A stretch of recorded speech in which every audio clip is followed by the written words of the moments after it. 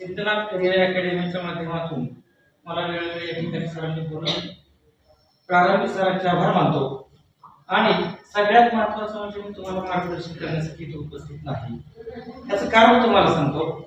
म्हणजे एकंदरीत तुम्ही माझ्याकडे बघितल्यानंतर तुम्हाला मी फार मोठा व्याख्याता आहे असं वाटलं नसेल.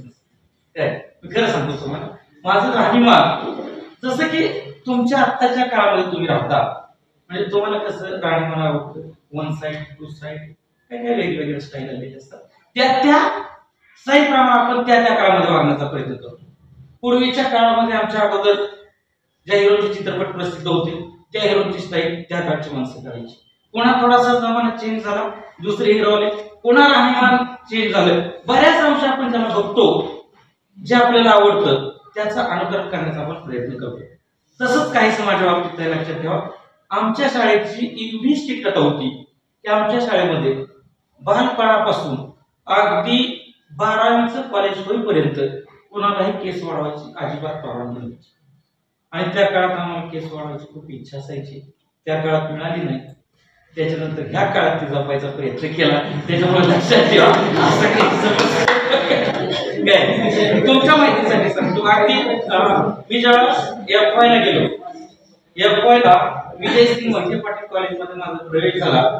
त्या कॉलेजमध्ये मी तुम्हाला माझ्या आयुष्याची निगडीत, तुम्ही बरेच स्पर्धा परीक्षेचा अभ्यास करता, बरेच स्पर्धा परीक्षेचा अभ्यास करणार आहात आणि काही विद्यार्थी स्पर्धा परीक्षेच्या अगदी उंबरठ्यावर उभा आहे आणि यश तुम्हाला बनवतंय, त्या यशापर्यंत तुम्हाला पोहोचायचंय. यशापर्यंत पोहोचणं निश्चित स्वरूपाने तुम्हाला जर तुम्ही समजलं तर ते अतिशय अवघडच वाटणार. पण जर तुम्ही त्याचा विचारच केला नाही आणि आत्मविश्वासाने सामोर गेला तर लक्षात ठेवा, ते तुमच्या पायदळी येऊन पडल्याशिवाय राहत नाही. मी विजय सिंग मोहिते पाटील कॉलेजला गेलो, माझे अनुभव का शेअर करतो हे तुम्हाला शेवटी कळेल. लक्षात ठेवा, कॉलेजला गेलो, माझ्या कॉलेजचा एक विद्यार्थी सरोडकर नावाचा, आता तो आमच्या नातेपुते या ठिकाणी जिल्हा परिषद शाळेवरती प्राथमिक शिक्षक म्हणून काम करतो. प्रशांत सरोडकर नावाचा अत्यंत नावाजलेला विद्यार्थी आमच्या कॉलेजच्या माध्यमातून त्याने वक्तृत्वाचे अनेक पारितोषिक आणली होती. आणि पंढरपूरला सुधाकर पंत परिचारक वक्तृत्व स्पर्धा, त्या काळामध्ये एक नावाजलेल्या वक्तृत्व स्पर्धेमध्ये कोल्हापूरच्या काव्याची वक्तृत्व स्पर्धा असायची, महाराष्ट्र राज्याची. सुधाकर पंत परिचारक वक्तृत्व स्पर्धा असायची पंढरपूरची. पाणिनीची वक्तृत्व स्पर्धा असायची उस्मानाबादची. या स्पर्धा या म्हणजे अत्यंत मानाच्या स्पर्धा असायच्या, वक्तृत्व स्पर्धा. आणि त्या कॉलेजमध्ये असं झालं की त्या कॉलेजच्या प्रशांत सरोडकर नावाच्या विद्यार्थ्यानं 2 वेळा सुधाकर पंत परिचारक वक्तृत्व स्पर्धेचं पारितोषिक या ठिकाणी मिळवलं कॉलेजच्या माध्यमातून. पण त्या पारितोषिकामध्ये छत्रपती संभाजी महाराजांची त्या सिंहाचा जबडा काढलेली मूर्ती एकदम आकर्षक, आजही त्या कॉलेजमध्ये ती आहे. लक्षात ठेवा, ती मूर्ती प्रथम क्रमांकाचं पारितोषिक होतं, पण ते फिरतं चषक म्हणून दिलं जायचं. जे कॉलेज 3 वर्ष ते नाही त्या कॉलेजला ते कायमस्वरूपी दिलं जायचं. 2 वर्ष नातेपुते कॉलेजनं ते पारितोषिक आणलं आणि 3ऱ्या वर्षी बाय चान्स त्याचं कॉलेज संपलं, तो विद्यार्थी दुसरीकडे कॉलेजला गेला, D.Ed. गेला. आता त्या कॉलेजचा 3ऱ्या वर्षीचा तो नंबर होता. 3ऱ्या वर्षीला जो विद्यार्थी ज्या कॉलेजचा जर नातेपुते कॉलेजच्या कोणत्याही विद्यार्थ्यांचे चषक आणलं असतं तर ते चषक नातेपुते कॉलेजला कायमस्वरूपी राहिलं असतं. मला माहिती नव्हतं हा प्रकार काय आहे, कधी चषक आला कधी नाही. कारण मी माझ्या तुम्हाला खरं सांगू का, आयुष्यामध्ये तुम्ही जसं जगताय त्याच्यापेक्षा पाटील सरांना माहिती आहे, मोहिते सरांना माहिती आहे, अगदी आयुष्यामध्ये राजासारखं जगायची सवय मला आहे. खिशात पैसे नसले तरी पुढच्या माणसाला वाटलं पाहिजे जागीरदार कुटुंबातलं कार्ट दिसते, इतकं सुंदर वागायची सवय. लक्षात ठेवा. आणि मग कॉलेजमध्ये भाषण करताना पण भाषणाची पहिल्यापासून होऊ नये, मला खरं सांगतो अगदी लहानपणापासून. कारण मला अनुभव आहे, मी ज्या वेळेला बोलायचो त्यावेळेला मला कधी विश्वास पटला, कधी पटला ते पण तुम्हाला सांगतो. मग त्या कॉलेजमध्ये मी एका कार्यक्रमामध्ये भाषण केलं. भाषण करायला मुलं कमी असतात, वक्ता दशश्रेष्ठ म्हणतात, 10,000 मध्ये एक वक्ता होतो. आणि मग अशा वेळेला माझ्यासारख्यांना ती सुवर्ण संधी वाटते. माझं भाषण आमच्या एका प्राचार्याने ऐकलं, त्या कॉलेजच्या मोहनराव काळे म्हणून प्राचार्य होते, त्यांनी ऐकलं होतं. मी कॉलेजमध्ये तुम्हाला खरं सांगतो 9वी असतो, 10वी असतो, 11वी असतो, 12वी असतो, कॉलेजमध्ये कमी चित्रपटाला जास्त माझ्याकडे बघून तुम्हाला समजलं असेल. कसं पण काही करू पण चित्रपट बघायची मला खरंच सवय. आणि मग कॉलेजमध्ये मी नसताना कॉलेजला पत्र आलं, सुधाकर पंत परिचारक वक्तृत्व स्पर्धा या तारखेला आहे आणि तुम्ही 2 वेळा चषक नेलेला आहे, तिसऱ्या वेळेस जर चषक तुमच्या कॉलेजने घेतला तर तो तुमच्या कॉलेजकडेच राहील, त्यामुळे आपल्या कॉलेजचा सहभाग अत्यंत महत्त्वाचा आहे असं पत्र आलं. मला पत्र आलेलं माहित नाही काय नाही. मी बरोबर वक्तृत्व स्पर्धेची तारीख ज्या दिवशीची होती त्या दिवशी कॉलेजमध्ये पोहोचलो. सकाळी कॉलेजमध्ये पोहोचलो, प्रिन्सिपलने मला बोलवून घेतलं, तुम्हाला वक्तृत्व स्पर्धेला जायचंय. कुठलं? कुठं? पंढरपूरला. त्यांनी ते पत्र वाचून दाखवलं की 2 वेळा आपले कॉलेजचे चषक आलाय, तिसऱ्या वर्षी जर आला तर आपलाच आहे आणि तुम्हाला आणायचं लागतं. स्पर्धेचा विषय मला माहित नाही, स्पर्धेचं काहीच माहिती नाही. स्पर्धा त्याच दिवशी 11 वाजता सुरू होणार. नातेपुते ते पंढरपूर, जवळजवळ 70 किलोमीटरचं अंतर, 1.5 तासाचा प्रवास. 8 वाजता मी गेलो. त्यांनी सांगितलं काय नाही, त्यावेळेस प्रवासाचा खर्च आम्हाला मिळायचा, जेमतेम येण्या जाण्याचा आणि जेवणाचा. आज मिळतो, लक्षात ठेवा. तुम्ही जर स्पर्धेला कुठे गेला तर शाळा तुमचा खर्च करते. मग प्राचार्यांनी सांगितलं की 1000 रुपये तुला आणि पंढरपूरला जायचं. पहिल्यांदा माझी कशाची तयारी नव्हती, कोणताही विषय मला माहित नव्हता, लक्षात ठेवा. आत्मविश्वास कशाला म्हणतात त्या गोष्टीसाठी मी तुम्हाला उदाहरण सांगतो. आता 1000 रुपये द्यायला तयार झाल्यानंतर माझं मन थोडं चलबिचल झालं. त्यावेळेस 10 रुपये सुद्धा लय वाटायचे आणि प्राचार्य डायरेक्ट 1000 रुपये. प्राचार्य आमचे हुशार होते, ते असं जाणार नाही, 4 रुपये वाचतील ह्याच्यावर लक्षात येईल त्यावेळेस जायला तयार होईल. त्यांनी 1000 रुपये दिले, म्हणजे झालं गेले. त्यांच्या गाडीत 4 व्हीलर मध्ये मला बस स्टँडला सोडवलं आणि लगेच जा.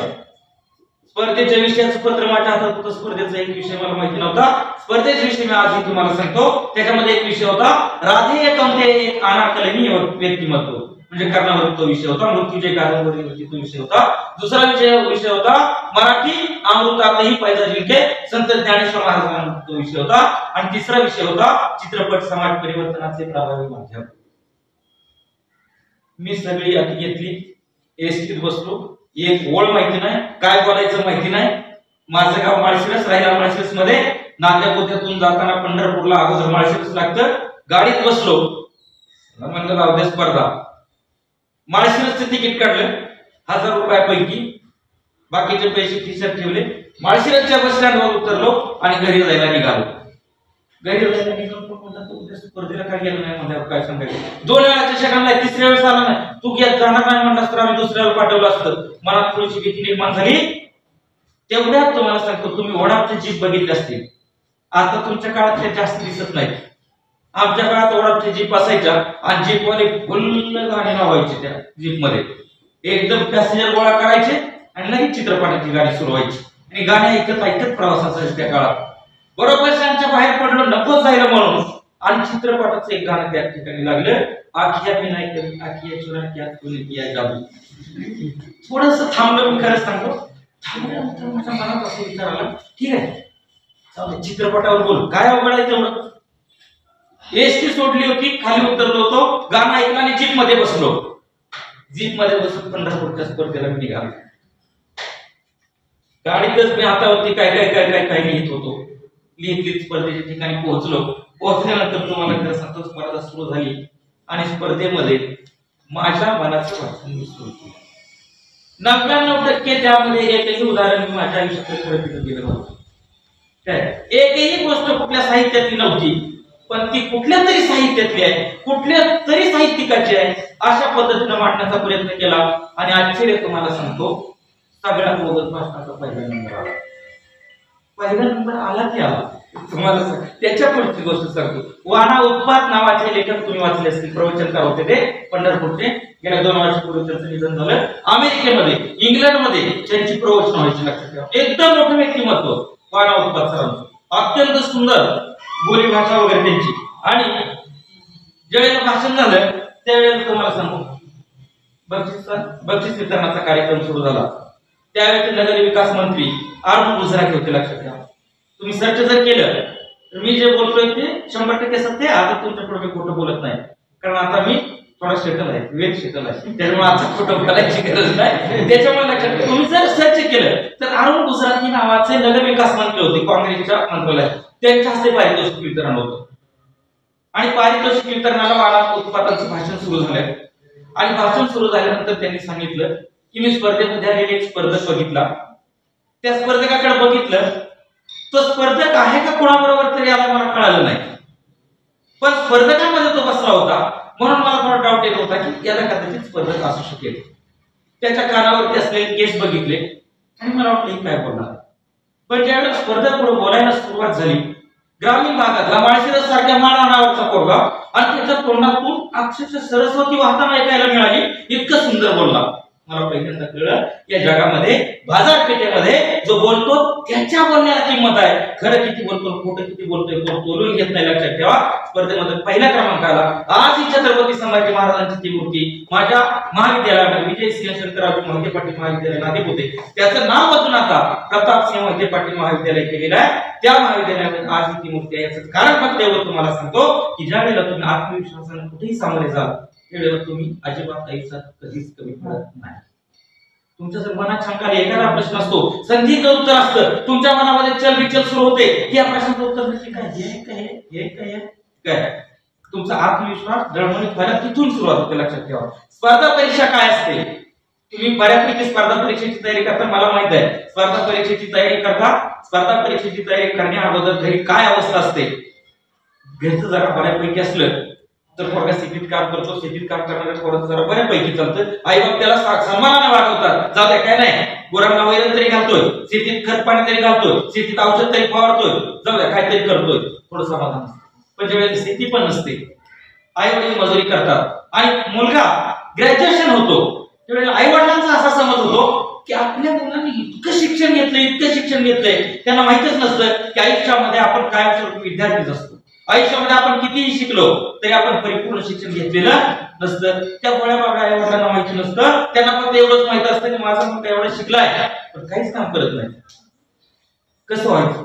मग घरी जेवायला बसलं तरी आई वडील तुम्हाला सांगतो, तुम्हाला टोमणे मारतात, त्याच्या पाठीमागचं कारण एवढंच असतं की सुखानं डोळे झाकायच्या अगोदर माझ्या मुलानं त्याच्या पायावरती उभा राहावं आणि उभारताना अशी उंच भरारी घ्यावी, त्याची भरारी पाहून मी आणि माझ्या पतीनं आनंदाने डोळे झाकावे एवढी आई बापांची इच्छा असते, म्हणून ते टोमणे मारत असतात. पण त्यांनी मारले त्या काळचे टोमणे आम्हाला काय वाटतात, त्याने काही किंमत नाही म्हणून आई बोलते, काही किंमत नाही म्हणून बाप बोलतो. आणि इथं पैशाला किंमत आहे. पैसा नसेल तर आई बाप घरात मीठ खाऊ देत नाहीत, बसलेल्या ताटावर ढाकलून देतात.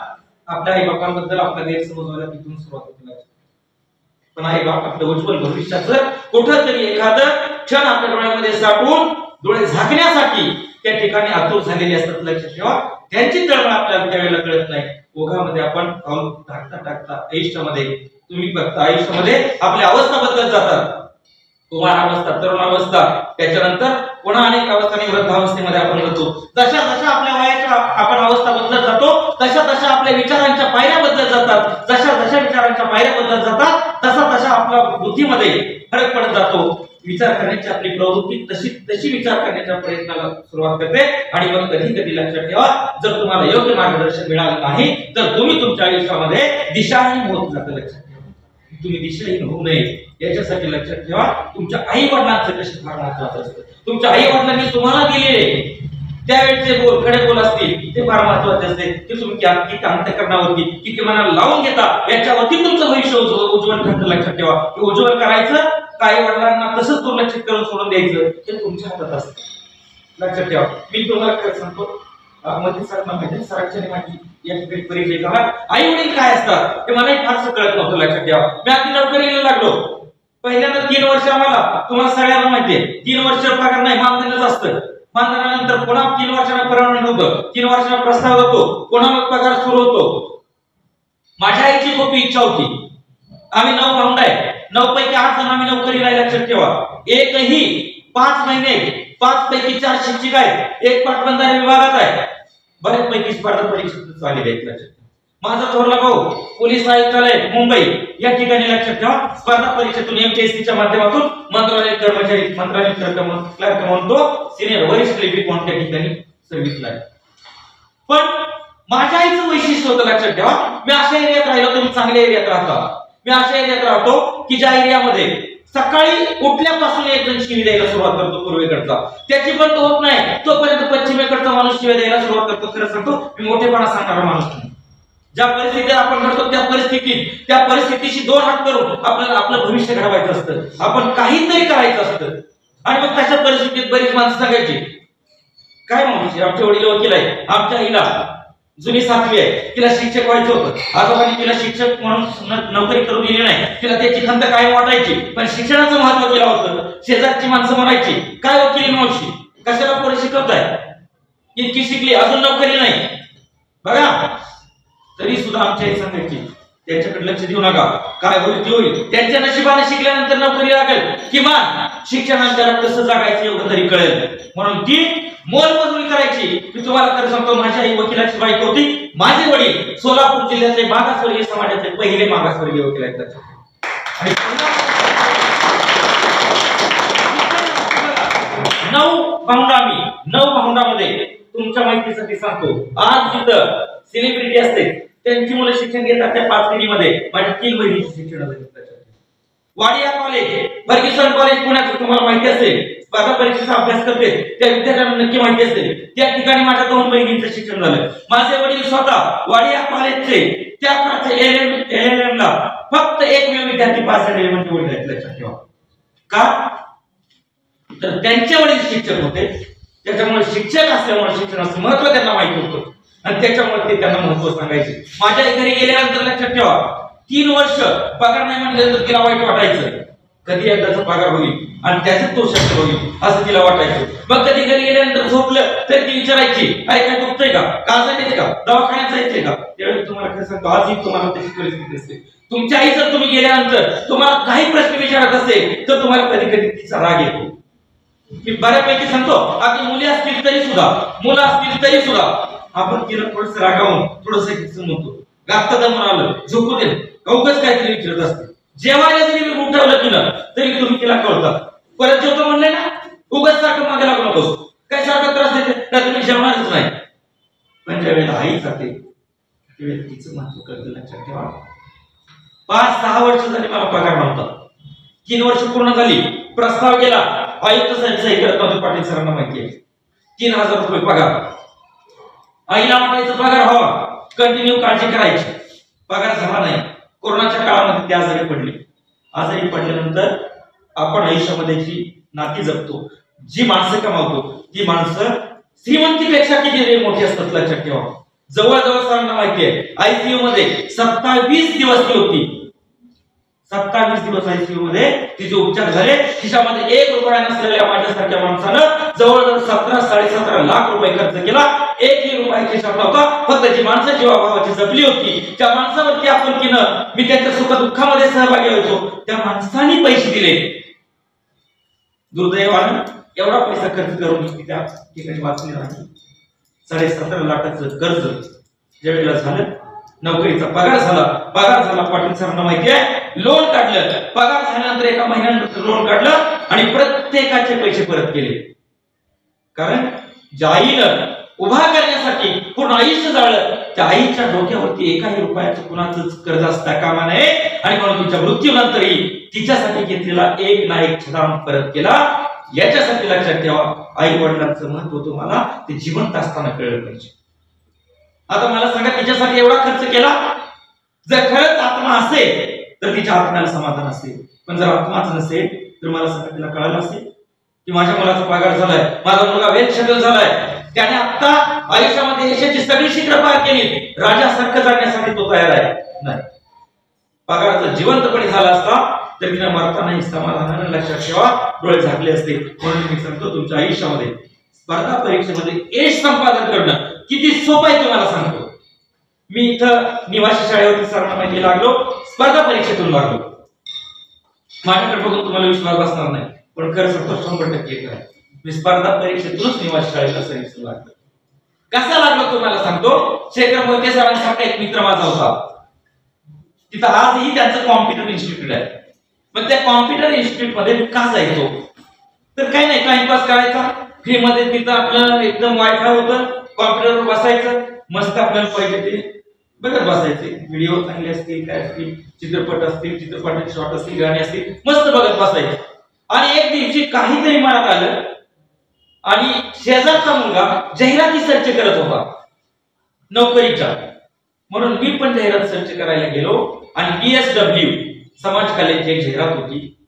आणि बसल्या बसल्या त्या सरांना म्हटलं, तरी काय म्हणले जाहिरात आहे, भरूया का तुमची? कशाला म्हणलं, आता कोण म्हणलं कोण अभ्यास करणार नाही काय नाही, बघू म्हणले भरूया. तुम्हाला खरं सांगतो, स्पर्धा परीक्षेच्या विद्यार्थ्यांनी खरंच अत्यंत महत्वाचं उदाहरण मी तुम्हाला देतोय माझ्या आयुष्यातलं. बरं म्हणलं ठीक आहे, भरून टाका. त्यांनी मला कागदपत्र आणायला लावली, मोबाईल मधून कागदपत्र मागून घेतली, अपलोड केली, फॉर्म भरला.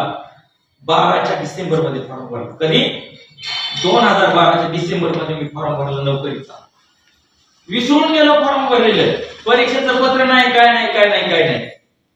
डिसेंबरच्या 13 मध्ये तुम्हाला सांगतो, डिसेंबरच्या 13 मध्ये माझ्या मोबाईलला मेसेज यायला लागला. काय मेसेज यायला लागला?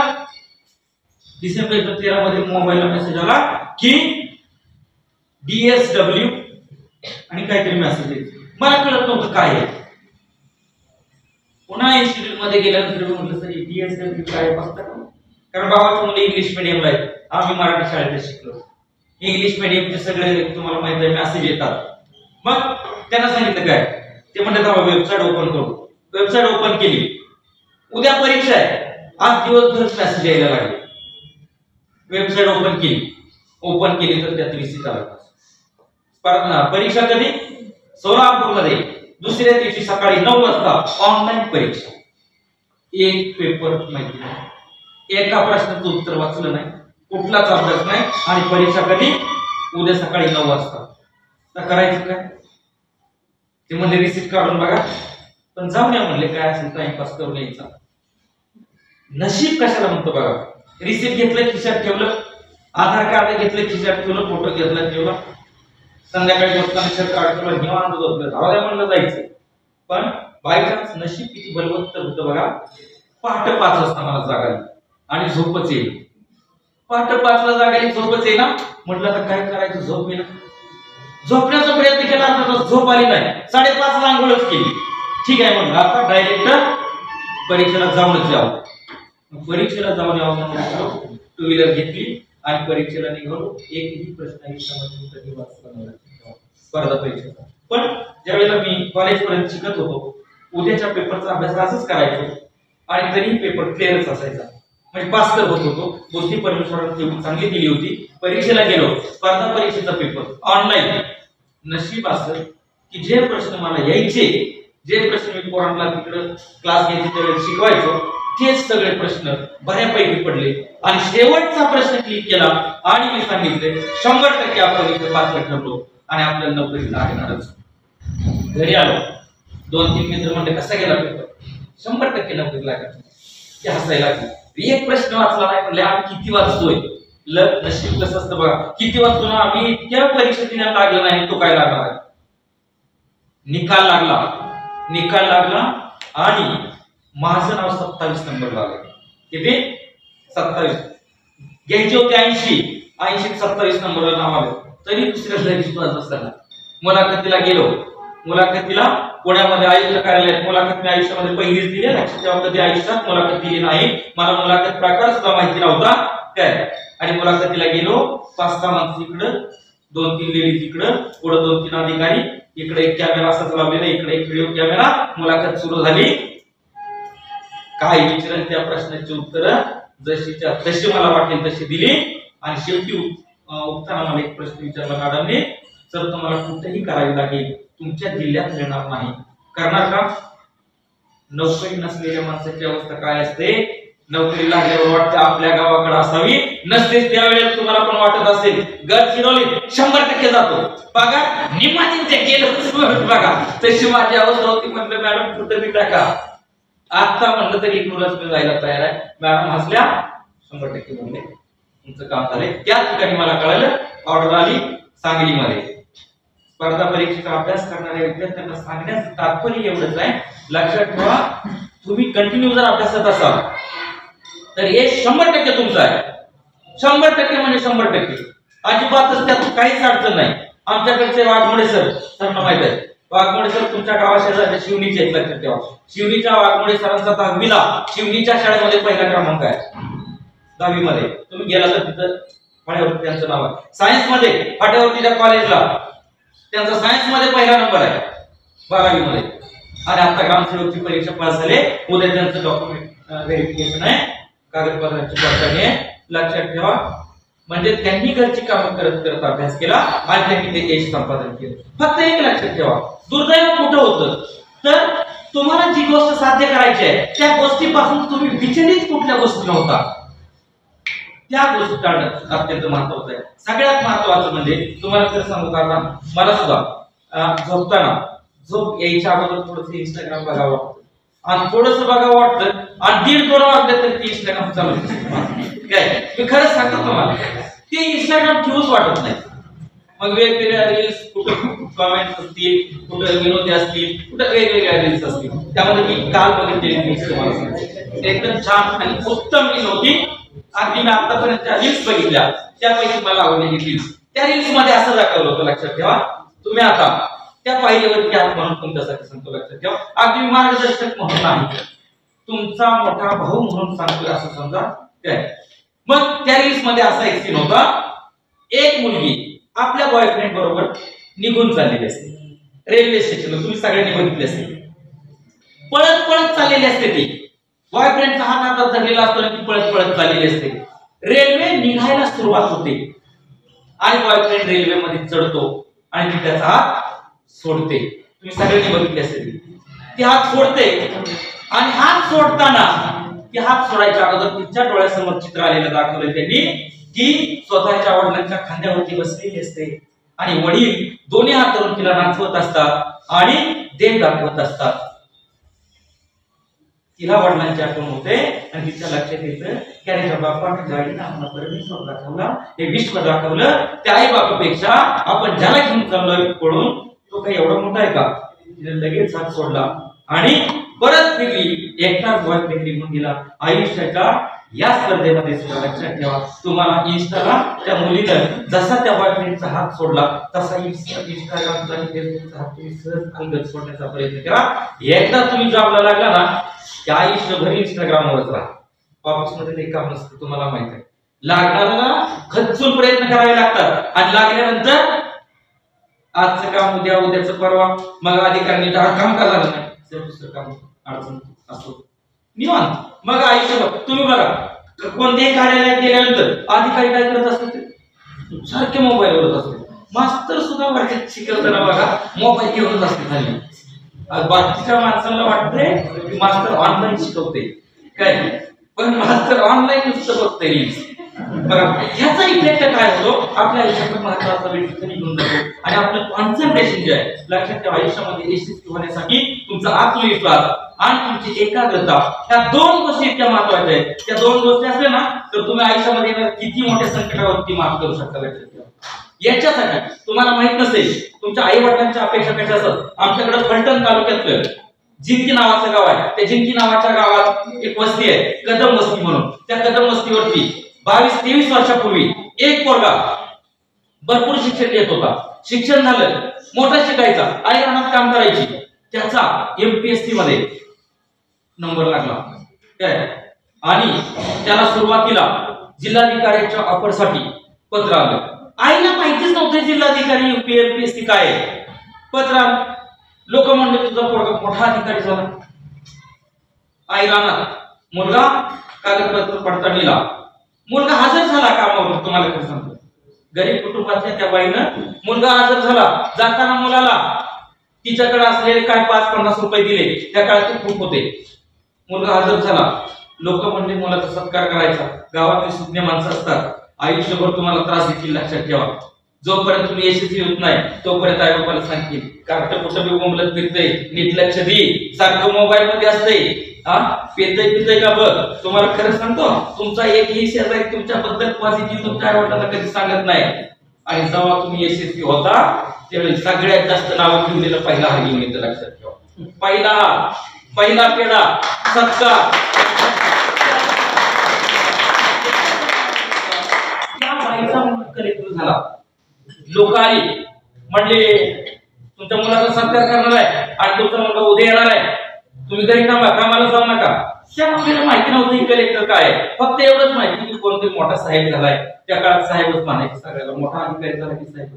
त्या मुलीने काय केलं, दुसऱ्या दिवशी विराणात गेली. काय कोणाचं करतील गावातली माणसं. पोरगा रुजू होऊन आला कामावरती, रुजू होऊन आला आणि जिल्हाधिकारी असल्यामुळे सगळ्या गाड्या घेऊन तो थेट आईच्या रानात काम करत त्या रानात पोहोचला. आईनं बघितलं, पोरगा पुढे आला, पोलीस त्याच्या आजूबाजूला होती. आईला पोराने माणसाने सांगितलं, बघ केवढा अधिकारी झालाय, पोलीस गाड्या मागं पुढे आहे. आई नुसती त्या पोराकडे बघत होती. माणसं तिला सांगत होती, माऊली तुझा पोरगा तुझं आयुष्य सुधरून जाईल, आता तुला काहीच कमी नाही, सगळं गाव तुझ्या पोरापुढे वाकणार आहे, झुकणार आहे, एवढा मोठा अधिकारी झालाय. ती माऊली त्या पोराकडे बघत होती. माणसं तिला हलवून जागा करण्याचा प्रयत्न करत होती. आणि काय तिने तिचं धड जमिनीवरती टाकलं आणि डोळे झाकले. लोकांना कळलं की आजच्या आनंदाने ती बाई वाढली. तुम्हाला सांगतो, कदम वस्ती नावाचं गाव आहे, जिंती फलटण तालुक्यातलं. त्या गावातून मुलगा कलेक्टर झाला. आईला आनंद सहन झाला नाही. तिला मुलगा अधिकारी झाले. पोलिसांवरनं कळलं की 2-2 पोलिस मुलाच्या मागे उभा आहेत संरक्षणासाठी. त्या आनंदात ती बाई गेली. आई वडिलांचा आनंद इतका मोठा असतो, लक्षात ठेवा. तुमच्या आयुष्यातल्या भरारीवरती त्यांना आनंदाने डोळे कधी झाकलेच कळत नाही. त्याच्यामुळे आई वडिलांचं स्वप्न साकार करण्यासाठी तुम्हाला आयुष्यामध्ये मोठं व्हायचं आहे. तुमची स्वप्न तुम्हाला साकार करायची. आयुष्यामध्ये तुम्हाला बाकीचं काही करत नाही, तुम्हाला तुमच्यासाठी मोठं व्हायचं. लक्षात ठेवा, तुमच्यासाठी तुम्ही मोठं व्हाल, त्यावेळेस तुमच्या आई वडिलांना त्याचा आनंद होईल. लक्षात ठेवा. माझ्याकडचा एक समीर म्हणून पोरगा होता. पोलीस भरतीला तुम्ही किती सराव करता बघा. खरं तुम्हाला सांगतो, ग्राउंडला वगैरे जाता. माझ्याकडे एक समीर शिंदे नावाचा पोरगा होता. समीर शिंदे नावाचा पोरगा कधीच ग्राउंडला गेला नाही. मला एक दिवशी म्हणलं, सर बारामतीत भरती आहे पिंपरीची आणि तुम्हाला माझ्याकडे यायला लागते, तुम्ही जर आला तर मी भरतीच होणार आहे. म्हणलं समजा कधीच पळाला नाही ग्राउंडवर, रनिंग तुला होईल का? 100% होणार म्हणला भरती.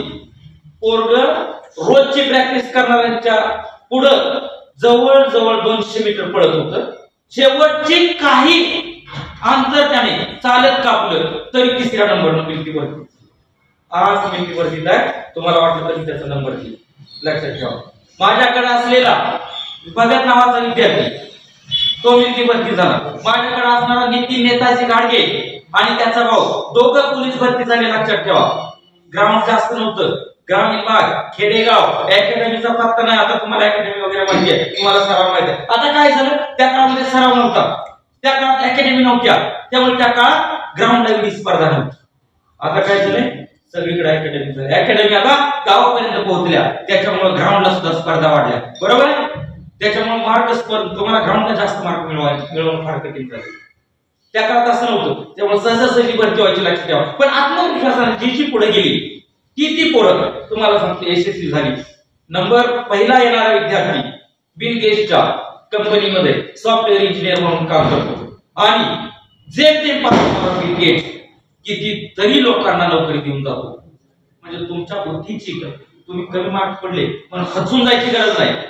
तुम्हाला काही गोष्टी येतच नाहीत म्हणून खचून जायची गरज नाही. फक्त आत्मविश्वासाने कोणत्याही गोष्टीला सामोरे जा. आयुष्यामध्ये तुम्ही कधीच कमी पडणार नाही. याच्यासाठी तुम्हाला सांगतो, आई वडिलांचं स्वप्न साकार करा आणि ते स्वप्न साकार करत असताना तुमचा जास्त वेळ घेणार नाही.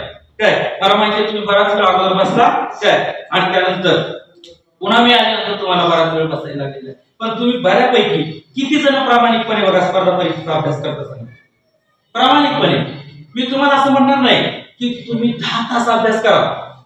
खरं सांगतो, कोणीच 10 तास अभ्यास करू नका. 3 तास करा, पण 3 तास एकाग्रतेने अभ्यास करा. आणि दुसरी गोष्ट, तुमच्यातला न्यूनगंड कमी करा. म्हणजे समजा कधी कधी आपल्याकडे असं होतं की आपण वर्गात खूप हुशार असतो आणि एखादा प्रॉब्लेम आपल्याला येत नाही आणि तो आपल्यापेक्षा ढ विद्यार्थ्याला समजलेला असतो आणि तो म्हणला हा थांब मी सांगतो, घेतोय तू तुला काय येतो, त्याच्याकडून शिकायचं. जे आपल्याला कमीपणा वाटतो तो न्यूनगंड आपल्याला कमी झाला पाहिजे. कारण एकमेकाला अकॅडमीच्या विद्यार्थ्यांनी एकमेकाला जर भेट केला ना तर लक्षात ठेवा, ज्ञान हीच एकमेव गोष्ट आहे की तुम्ही किती वाटली किती दान केली तरी ती वाढत जाते, कधी कमी होत नाही. त्याच्यामुळे एकमेकाजवळ असलेले ज्ञान, एकमेकाला माहिती असलेल्या गोष्टी तुम्ही एकमेकाशी काय करा, शेअर करा.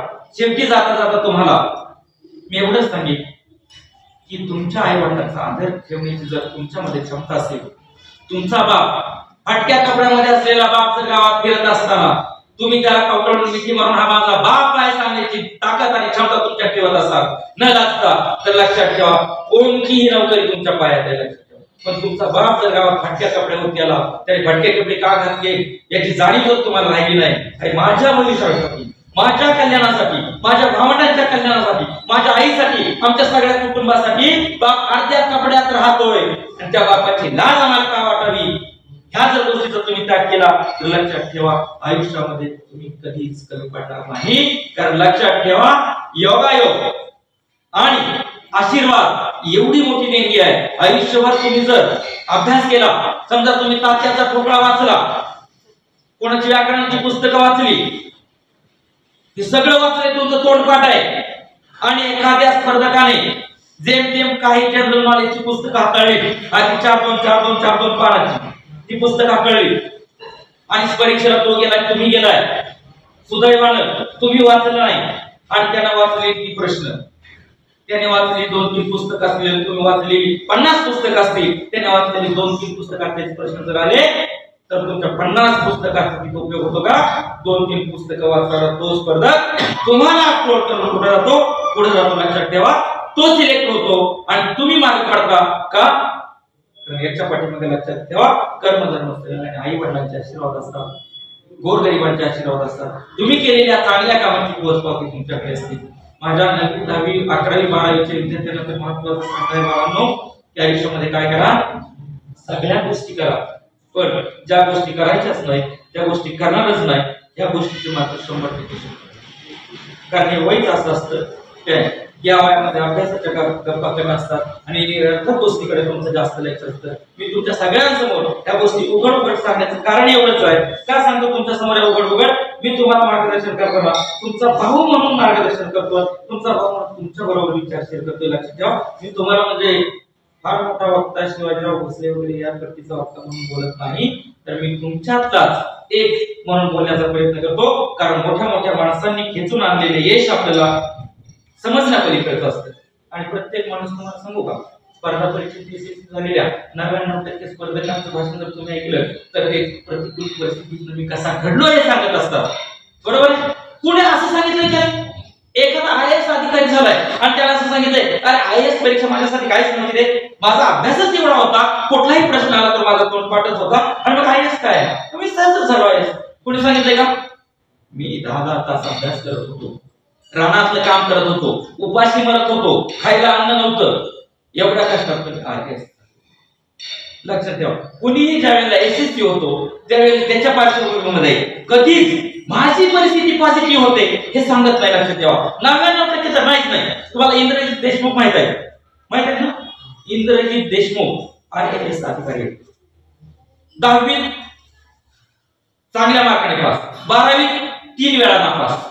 किती वेळा? तुम्ही त्यांना विचारा, सर्च जर केले इंद्रजित देशमुख, त्यांचा फोन नंबर येतो बघा ऑनलाईन, तो जर सर्च केला त्यांना फोन लावून विचारा. 3 वेळा 12वी मध्ये नापास झालेला विद्यार्थी स्पर्धा परीक्षेच्या पहिल्या प्रयत्नात पास, मेरिट लिस्ट मध्ये नाव, पहिल्या मुलाखतीत सिलेक्ट आणि पहिल्याच परीक्षेत IAS अधिकारी. आणि ते इंद्रजित देशमुख काय सांगतात? तुमच्या सगळ्यांना सांगितलं, आता मोहिते सरांना मी सांगतो, सर पण मला नेहमी सांगतात की आमच्या अकॅडमीचे विद्यार्थी, आमच्या 10वीचे विद्यार्थी, आमच्या 12वीचे विद्यार्थी 90%, 80% एकदम हुशार. पण असा कुठला मास्तर तुमच्या आयुष्यामध्ये तुम्हाला भेटला काय? मास्टर परीक्षा तुमची घेतो प्रवेशासाठी, बघ हा मला तुमच्या शाळेत प्रवेश पाहिजे, बघू मार्क लिस्ट आणलाय का? अरे बापरे 40% नाही हो, आमच्याकडे जागा सिलेक्ट, आमच्याकडे नाहीच मिळणार प्रवेश. 40% वाला नो एंट्री आणि 60, 80, 85 वेलकम वेलकम वेलकम. आणि कोणाला सांगायचं 95चा पहिला, 97चा पहिला. अरे जो मला येतानाच गिरणीत एकदम चांगला क्वालिटीचा आलाय, त्या मालाची क्वालिटी सिद्ध करायची काय गरज आहे? 35% साठी नापास झालेला गेली आणि त्याला मेरिट मध्ये आणून दाखव, तर तुझ्या मास्टर केला अर्थ लक्षात ठेवा. तर तो खरा मास्टर आहे आयुष्यामध्ये, तर तो खरा शिक्षक आहे, जो ज्या विद्यार्थ्यांकडे ज्ञान नाही, ज्या विद्यार्थ्यांकडे परिपक्वता नाही, त्या विद्यार्थ्यांना ज्ञान देणारा, त्या विद्यार्थ्यांना परिपक्व करणारा तो खरा शिक्षक आहे. लक्षात ठेवा तो खरा आडाचा शिक्षक आहे. पूर्वीचा शिक्षक मरणाचं मारायचा, पण मी खरं सांगतो तुम्हाला कोल्हापूर जिल्हा परिषदेच्या मराठी शाळेमध्ये शिकत असताना, पहिलीत असताना कुठलंही वर्तमानपत्र मी वाचून दाखवायचो. 21चे पाढे पाठ होते, आता मला 21चे पाढे येत नाही. पहिलीला असताना यायची. इंदिरा गांधींचं निधन झालं, तो पेपर शेजारी पाजारी असणाऱ्या महिलांना मी वाचून दाखवला होता, बातमी आलेली. आता मी बघितलं 10वीचा विद्यार्थी मराठीत स्वतःचं नाव काढा येत नाही. आमच्याकडची जर ती परिस्थिती आहे. 2-3 विद्यार्थी आहेत, पाटील सरांना माहित आहे स्वतःचं नाव मराठीत काढता येत नाही. मग आमचा मास्तर काय म्हणतो, अहो तर 10वीत आम्ही काय शिकवायचं त्याला 6वी 7वीतच काय शिकवलं नाही तर आम्ही काय शिकवलं. 6वी 7वीत कुठल्या शाळेत होता तिथल्या मास्तरला पालकांनी विचार का कोणाला वाचते आम्ही काय शिकवायचं. पहिली दुसरीत शिकायचं होतं ते त्याला आता आम्ही कसं शिकवायचं. पहिली दुसरीतला मास्तर म्हणतो आम्ही काय करायचं तुम्ही घरी लक्ष दिलं नाही. आणि घरीच पोरं जर तयार होत असती तर शाळा कॉलेज महाविद्यालय काही सर काढले असते का. गोरगरिबांच्या मुलाला मोलमजुरी करणाऱ्या आई बापांना जर वेळ देता आला असता तर शाळा चालल्या असत्या का. आणि ज्यावेळेला शाळा बंद पडायला लागल्या, शाळेची संख्या कमी झाली, शाळांची संख्या वाढली आणि मुलांची संख्या कमी झाली, मास्तर गल्ली बोळात फिरायला लागले का. जर पोरांची संख्या कमी झाली तर एक मास्तर उठलाच, कुठं जाईल त्याचा नियम नाही, लक्षात ठेवा. मग वांगीच्या हायस्कूलची जर संख्या कमी झाली, पट संख्या 6वीची की 6वीतला एक तुकडी कमी झाली, 1.5 मास्तर उठला, 1.5 मास्तर कुठे हिंडायचं.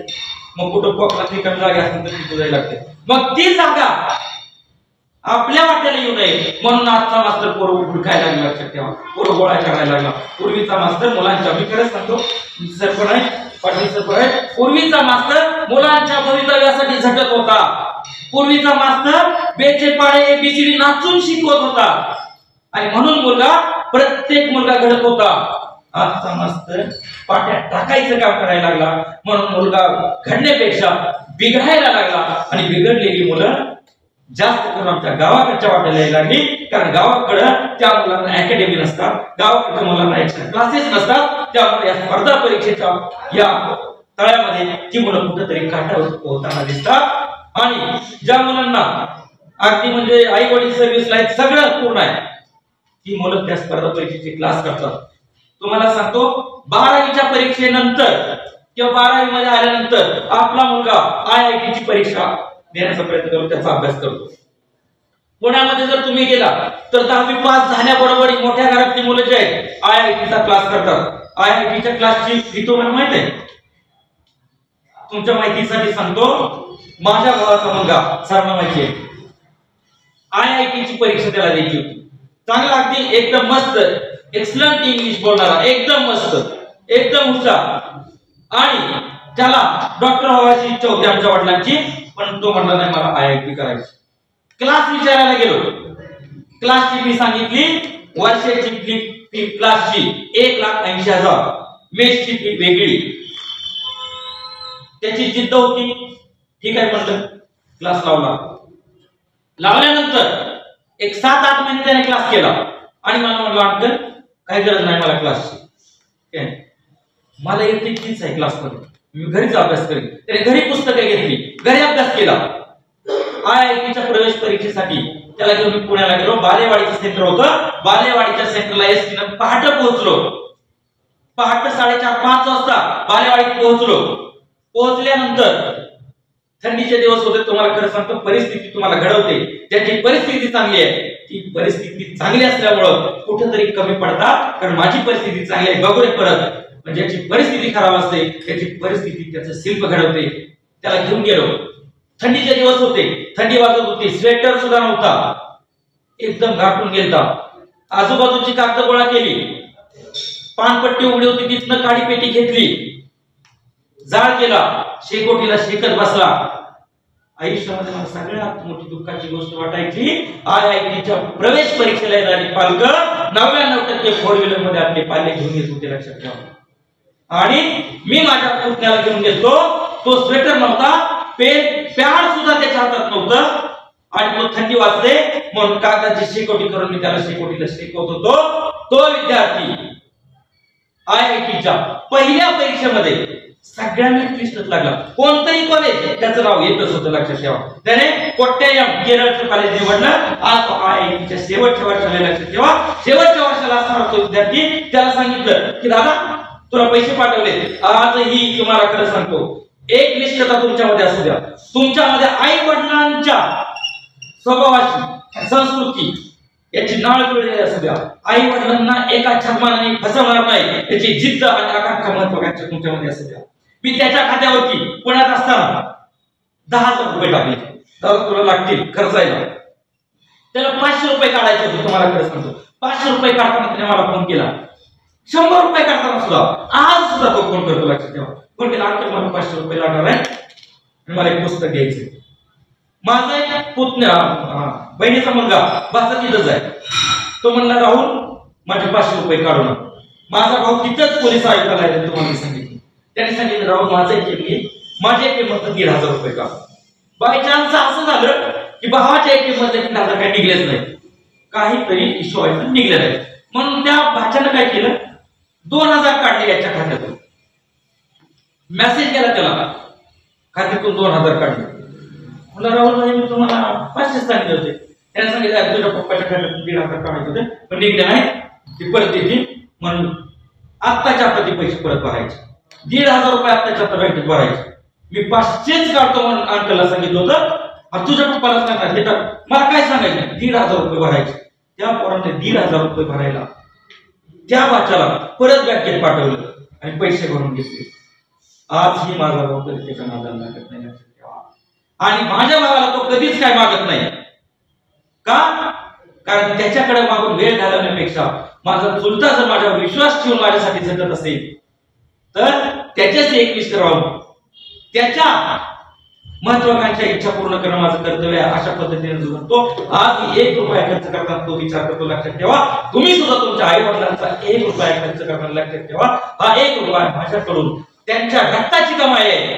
जर 1 रुपया मी चुकीच्या दिशेला खर्चला तर माझ्या आई वडिलांचं काही माझं रक्त मी चुकीच्या दिशेला सांडलेलं आहे. जिथे ते निरर्थक ठरलेलं आहे त्या रक्ताचा एकही थेंब चुकीच्या वाट्याला जाऊ नका. याच्यासाठी तुम्ही लक्षात ठेवा. एकच तुमच्यासाठी कविता सांगतो. हरिवंशराय बच्चन यांची कविता तुम्हाला घडायचंय कसं लक्षात ठेवा. हरिवंशराय बच्चन काय म्हणतात बघा. या सब कुछ बिकता है. या सब कुछ बिकता है दोस्तों रहना जरा संभल के. या सब कुछ बिकता है दोस्तों रहना जरा संभल के. बेचने वाले हवा भी बेच लेते हैं गुब्बारे में भर के. बेचने वाले हवा भी बेच लेते हैं गुब्बारे में भर के. तुम्हाला माहिती आहे हवा आपल्या आजूबाजूला आहे पण ती हवा आपल्या सगळ्याला विकता आली नाही. ज्याला विकता आली त्याने ती फुग्यामध्ये भरून विकली. बरोबर आहे.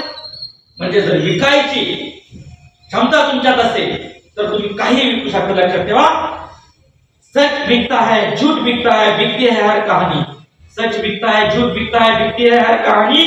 3 लोक में फैले है फिर भी बिकता है बोतल में पाणी. बघा जिथं तिथं जाईल तिथं पृथ्वीवरती पाण्याची टक्केवारी किती आहे तुम्हाला माहिती आहे. किती टक्के पाणी पृथ्वीवरती किती टक्के 71% पाणी पृथ्वीवरती आहे. तरी बिस्लरीची बाटली 20 रुपये 10 रुपयाला विकत घेतो. याच्याही पुढे जाऊन तुम्हाला सांगतो ग्रामीण भागामध्ये जर तुम्ही गेला तिथपर्यंत ह्या सर्व्हिस सुविधा पोहोचलेल्या नाही. तिथं जत्रा असेल कुठल्या स्पर्धा असतील बैलगाडी शर्यत असेल तर 5 रुपयाला प्लास्टिकच्या पिशवीमध्ये पाणी भरून विकलं जातं. लक्षात ठेवा. म्हणजे कमवायचे मार्ग भरपूर आहेत पण कमवायची जिद्द महत्वाकांक्षा आणि कमवताना निर्लज्ज होण्याची ताकद तुमच्यात असली पाहिजे. जर तुम्ही निर्लज्ज झाला नाही कमवताना तर लक्षात ठेवा तुम्ही काहीच कमवू शकत नाही.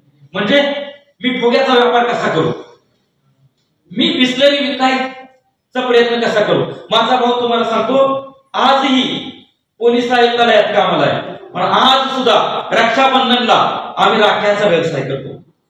तिघ भाऊ नोकरीला आहे. आजही राख्याचा व्यवसाय करतो. राख्या तुम्हाला खरं सांगतो तुम्ही कधीही अनुभव घेऊन बघा. राख्या आम्ही आणतो किती रुपयाच्या 25 ते 30 हजारच्या. सरांना माहितीये 25 ते 30 हजार रुपयाच्या आणलेल्या राख्या जवळजवळ 90-92 हजार रुपये देऊन जातात. किती दिवसात 2 दिवसात. तुम्ही अनुभव घेऊन बघा. आजही ज्ञानेश्वर महाराजांच्या पालखीमध्ये आम्ही उल्हासनगरवरून खेळणे आणतो आणि आम्ही तिघही खेळणे विकायला बसतो. 30-40 हजाराच्या मालामध्ये जवळजवळ 1,70,000 रुपये होतात. खेळ आणतो किती रुपयाचं जे खेळणं तुम्हाला क्वालिटीचं 300 रुपयाला मिळतं ते खेळणं आपल्या ग्रामीण भागामध्ये 1,500 ला जातं. कितीला जातं 1,500 रुपयाला. लईच कमी भावात विकलं तर 300 रुपयाचं खेळणं 1000 रुपयाच्या खाली जात नाही. लक्षात ठेवा. व्यवसायाचा अनुभव असावा लागतो. त्यासाठी व्यवसायिक होण्यासाठी तुम्हाला रस्त्यावरती उभारण्याची क्षमता असली पाहिजे. नाहीतर माझा मित्र बघेल काय म्हणेल ह्या जर गोष्टी तुम्ही जर करत गेला तर तुम्ही कधीच यशस्वी होत नाही, लक्षात ठेवा. आमचे शिवाजीराव भोसले नंबरचे व्याख्याते होते. शिवाजीराव भोसले मराठवाडा विद्यापीठाचे कुलगुरू होते. त्यांच्या घरी एक पोरग 5वीतून शाळा सोडलेलं, रोज पेपर टाकून जायचं. 3 वर्ष पेपर टाकणारा मुलगा, त्या मुलाचा चेहराही शिवाजीराव भोसले बघता आला होता. एके दिवशी त्यांना व्याख्यानासाठी जायचं असताना पहाटे 5 वाजता उठून आंघोळ करून बसले आणि गाडी तो कामगार काढायला गेला म्हणून ते दारात बसले. तेवढ्यात एक छोटा मुलगा आला आणि पेपर टाकून निघाला. तेवढ्यात शिवाजीराव भोसले त्याला हाक मारली आणि म्हणाले, पेपर तू कधीपासून टाकतो? तर म्हटला, सर मी पेपर 3 वर्ष झालं तुमच्या पेपर टाकतो आणि पहिल्यांदा तुला बघतो. इतक्या पहाटे उठतो. 6वी 7वीचं मुलगा पहाटे 5:30 वाजता पेपर टाकून जायचा. दुसऱ्याकडे पेपर मध्ये काम करायला होता, पेपर टाकायचं काम करायचा. शिवाजीराव भोसलेने सांगितलं की उद्या पेपर टाकायला नंतर तुम्हाला उठवायचं. दुसऱ्या दिवशी त्या मुलाला उठवलं. उठवल्यानंतर शिवाजीराव भोसलेने सांगितलं की तू पेपर टाकायचं काम का करतोस? तू शिकला पाहिजेस. तुझे एवढी जिद्द आहे, एवढं कमावण्याची ताकद आहे, तू शिकला पाहिजेस. त्याने सांगितलं की माझ्या ही विधवा आहे, माझी बहीण अपंग आहे आणि त्याच्यामुळे म्हटलं त्यांना कमवता येत नाही, त्यांचा सांभाळ मी करतो, पेपर टाकतो आणि पेपर टाकल्यानंतर दुपारी दुसरं काम करतो आणि मिळालेल्या पैशातून मी त्यांची उपजीविका करतो.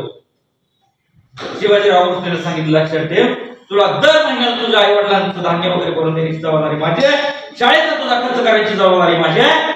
तू इथून पुढे शाळेत जायचं. शिवाजीराव भोसलेच्या मुलाला घेतलं, घरात आंघोळ करायला लावली, पेपरवाल्याकडे गेले, त्याला सांगितलं उद्यापासून तुझ्याकडे पेपर टाकायला येणार नाही. त्या मुलाला शाळेत प्रवेश दिला आणि सांगितलं यानंतर तू जोपर्यंत 10वी 12वी होईल तोपर्यंत तुझी आणि माझी भेट होईल. 12वी नंतर तू कुठेही शिकण्याला जा, तुझा पत्ता फक्त मला टाकायचा आणि तुला लागतील तेवढे पैसे मी पुरवायचे. तुझ्या वेळेला वेल शकल होती आणि मी केलेल्या सहकार्याचं चीज झाले असं मला वाटेल. या पायरीवरती ज्यावेळेस तू पोहोचशील त्यावेळेस तू माझ्या समोर उभा राहावं ही माझी इच्छा आहे. वर्ग 12वी झाले, फलटणच्या मदसी विद्यालयामध्ये 3ऱ्या क्रमांकाला उत्तीर्ण झाले. त्यानंतर MA ला गेलं. शिवाजीराव भोसलेला पत्ता पाठवून दिला. कल्याणमध्ये MA केलं. शिवाजीराव भोसलेला फक्त पत्ता पाठवून दिला. 12वी नंतर जवळजवळ 9-10 वर्ष शिवाजीराव भोसलेंची भेट झाली. शिवाजीराव भोसलेंचा कार्यक्रम मदरसी विद्यालयामध्ये जिथं पहिल्यांदा ते प्राचार्य म्हणून काम करत होते त्या विद्यालयामध्ये त्यांचा कार्यक्रम होता व्याख्यानाचा. त्या कॉलेजवरती ते गेले. एक विद्यार्थी आला, त्याच्या पाया पडला, दुसऱ्याला पाया पडला. शिक्षक पाया पडायचे असामान्य व्यक्तिमत्व होतं, लक्षात ठेवा शिवाजीराव भोसलेंचं. अत्यंत जबाबदारीने त्यांनी अनेक विद्यार्थी घडवले, अनेक विद्यार्थ्यांना पाहिजे ते सहाय्य केलं. आणि एका विद्यार्थ्याने पाया पडल्यानंतर विचारलं की सर लक्षात आलं मी कोण आहे? शिवाजीराव नाही ओळखायला, वय झालं होतं त्यांचं, रिटायरमेंट झाली होती, फक्त व्याख्यानाचे कार्यक्रम करायचे. आणि म्हणजे माझं लक्षात आलं नाही. तेव्हा त्याने सांगितलं सर हे शिल्प जे घडलेलं आहे त्या शिल्पाचे मूर्तिकार तुम्ही स्वतः आहात. आज मी ज्या कॉलेजमध्ये माझ्या प्राध्यापक शिवाजीराव भोसलेनं प्राचार्य म्हणून काम केलं त्याच मदोची विद्यालयामध्ये मी आज प्राध्यापक म्हणून काम करतोय आणि जोपर्यंत तुम्ही माझ्या कॉलेजवरती येणार नाही तोपर्यंत मी तुम्हाला भेटणार नाही आणि माझं यश तुम्हाला सांगणार नाही. म्हणून तुमचा कार्यक्रम मी प्राचार्याला विनंती करून घ्यायला लावला आणि आज तुमच्या समोर मी उभा आहे. माझी बहीण अपंग असताना तिचा विवाह केलाय. आई उत्तमपणे घरी शटल आहे, चांगल्या घरात राहते. सर सगळं तुमच्यामुळे झालं. माझ्या घराला फक्त माझ्या घराला माझ्या या परमेश्वराचं एकदा पाऊल लागू द्या. बस माझ्या आयुष्यामध्ये सगळा पगार मी तुमच्या पायावरती टाकायचा आहे. फक्त माझ्या घराला एकदा तुमचं पाऊल लागू. शिवाजीराव भोसलेला तो विद्यार्थी बोलला. विद्यार्थ्याच्या डोळ्यातून जे आनंद अश्रू आले त्यापेक्षा जास्त अश्रूंचा अभिषेक शिवाजीराव भोसलेने त्या विद्यार्थ्याच्या डोक्यावरती केला आणि गुरु शिष्याचं नातं अवघ्या सगळ्या जमलेल्या गर्दीनं डोळ्यात साठवलं. लक्षात ठेवा आयुष्यामध्ये विद्यार्थी घडावा आणि घडवावा तर शिवाजीराव भोसलेने घडवावा आणि घडावा तर त्यांच्या शिष्यासारखा घडावा. याच्यासाठी तुम्हाला प्रयत्न करायचा. त्यासाठी शेवटची वेळ तुम्हाला सांगतो कभी फूलों की तरह मत जीना, जिस दिन खिलोगे टूट कर बिखर जाओगे. प्रत्येकाला वाटतं की आपलं आयुष्य फुलासारखं सुंदर असावं. फुल जोपर्यंत ताजा आहे मित्रांनो तोपर्यंत त्याला किंमत आहे. लक्षात ठेवा. आधी गुलाबाचं फुल सुद्धा असू द्या, गुलाबाचं फुल ताजा आहे तोपर्यंत तुम्ही मित्राला दिलं, मैत्रिणीला दिलं तर त्याला किंमत वाटेल. एखाद्या सुकलेला फोन घेऊन प्रपोज करायला गेले तुम्ही कधी बघितले? कारण त्या सुकल्याची त्याची किंमत संपली. आणि म्हणून गुलाबाच्या फुलासारखं सुद्धा जगायला नको. म्हणून सांगतात हरिवंशराय बच्चन, जीना है तो पत्थर की तरह जियो, जीना है तो पत्थर की तरह जियो, जिस दिन तरासे गए, जिस दिन तरासे गए उस दिन खुदा बन जाओगे, उस दिन खुदा बन जाओगे. दगड लक्षात ठेवा. आरती गावच्या ओघळणीला पडलेला दगड सुद्धा जर त्याला आकार दिला तर सुंदर मूर्ती म्हणून एखाद्या मंदिरामध्ये विराजमान होतो. आणि गावकरीच्या त्या दगडाची आपण सगळी पूजा करतो. म्हणून दगड घडताना सुद्धा कुठल्या दगडाच्या नशिबात देव होणं आहे हे माहित असतं. लक्षात ठेवा. ज्यावेळी तो प्रत्यक्ष देव म्हणून मंदिरात जातो त्यावेळी त्या दगडाचं नशीब फळफळतं. लक्षात ठेवा. आयुष्यामध्ये तुम्ही जर अशाच प्रतिकूल परिस्थितीवरती आत्मविश्वासाने मात करण्याचा प्रयत्न केला तर लक्षात ठेवा त्या दगडाची जशी मूर्ती होईल तशी तुमच्या आयुष्याची मूर्ती होईल. आणि तुमच्या आयुष्याची मूर्ती झालेली बघून तुमच्या घरातल्या आई बाप रूपी विठ्ठल रुक्माईच्या आयुष्याचं सार्थक झाल्यासारखं होईल. आणि खऱ्या अर्थानं तुमच्या घराची पंढरी तिथं साकार होईल एवढीच अपेक्षा व्यक्त करतो. बोलता बोलता ओघामध्ये जर चुकीचं काय बोललं असेल, तुम्हाला खटकेल असं काय बोललं असेल तर तुम्ही तुमचा मोठा भाऊ तुमच्या कुटुंबाचा एक सदस्य म्हणून उदाहरण करणार ते तिथंच सोडून द्या आणि चांगलं तेच घेऊन जा एवढीच अपेक्षा व्यक्त करतो. आणि मला बोलण्याची संधी दिली त्याबद्दल आदरणीय शेखर सरांचे आणि माझे मोडके तोडके 4 बोल तुम्ही अगदी निवांतपणे ऐकून घेतले त्याबद्दल तुमचेही मनापासून आभार व्यक्त करतो. धन्यवाद.